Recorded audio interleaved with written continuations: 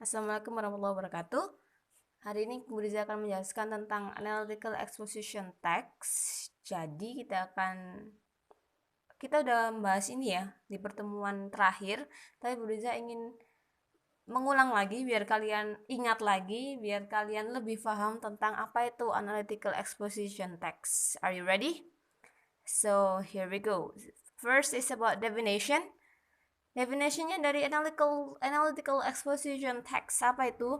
Yaitu a text that tries to provide a complete explanation of a problem that supported by a strong opinion. Jadi adalah text that tries yang mencoba to provide menyediakan a complete explanation penjelasan yang komplit atau lengkap of a problem dari suatu masalah that supported yang didukung by oleh pendapat yang kuat, strong opinion. Purpose-nya, tujuannya, to analyze the topic, untuk menganalisa topiknya.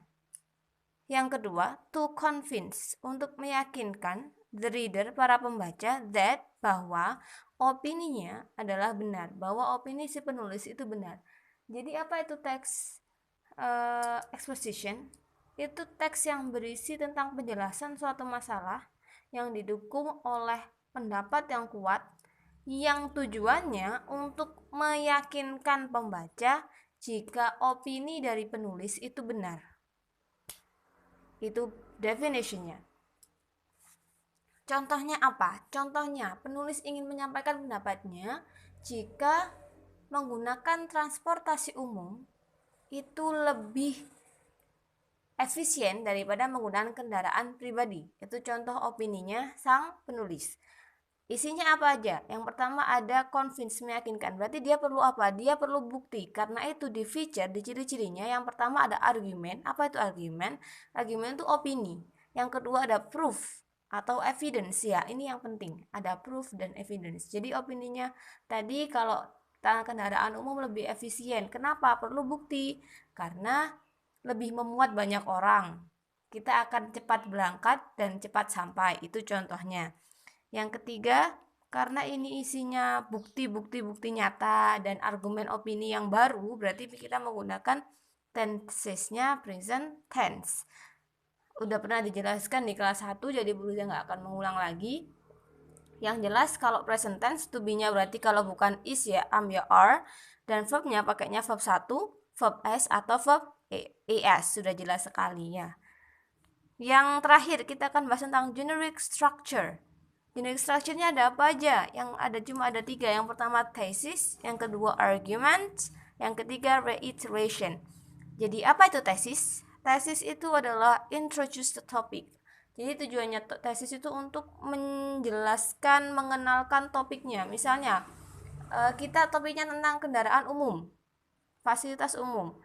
Writer's opinion about topic. Jadi setelah menjelaskan introduce topic, dia akan menjelaskan pendapat penulis tentang topiknya. Contohnya, jadi fasilitas umum itu topik utamanya. Opininya menulis, jika fasilitas umum atau kendaraan umum lebih efisien daripada kendaraan pribadi. Itu opininya penulis. Lanjut di bagian kedua ada argumen. Argumen itu apa? Argumen itu opini that support, yang mendukung the writer's opinion, pendapatnya penulis. Usually contain, biasanya berisi, contained by, dengan expert opinion, pendapat para ahli, atau analysis evidence, bukti yang dari analisa, bukti khusus dari analisa. Misalnya, kenapa kok transportasi publik itu lebih efisien? Yang pertama, menurut dokter atau dosen besar UGM, universitas mana gitu misalnya, kalau kendaraan umum itu lebih cepat dan lebih memuat banyak penumpang, contohnya gitu. Jadi ada opini yang mengikuti dan harus kuat. Kalau bukan dari para ahli, berarti ya analisis atau bukti nyata yang ada di lapangan.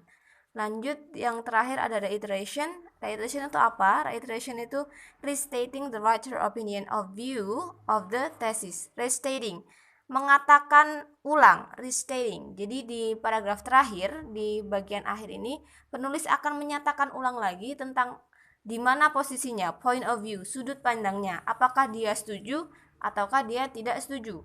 Misalnya tentang fasilitas kendaraan umum tadi, dia akan bilang lagi, jadi dari bukti-bukti di atas, maka menggunakan kendaraan umum akan lebih efisien dan lebih baik bagi para masyarakat, seperti itu. Jadi restating the right point of view of the thesis. Jadi mengulang lagi tesisnya dari sudut pandang sang penulis, seperti itu. Dan contoh lainnya dari reiteration ini, kalau tidak pakai from the fact above, dari fakta di atas, biasanya pakai I personally believe, saya yakin, saya dengan sadarnya yakin, itu yang kedua. Yang ketiga, ini yang paling sering keluar, in conclusion. Jadi kesimpulannya, conclusion itu kesimpulan. In conclusion, jadi kesimpulannya saya lebih bla bla bla bla bla, seperti itu.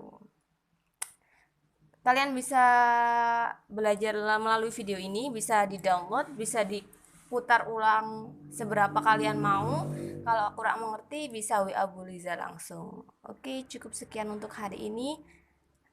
Tetap tinggal di rumah, stay at home, jaga kesehatan. Wassalamualaikum warahmatullahi wabarakatuh.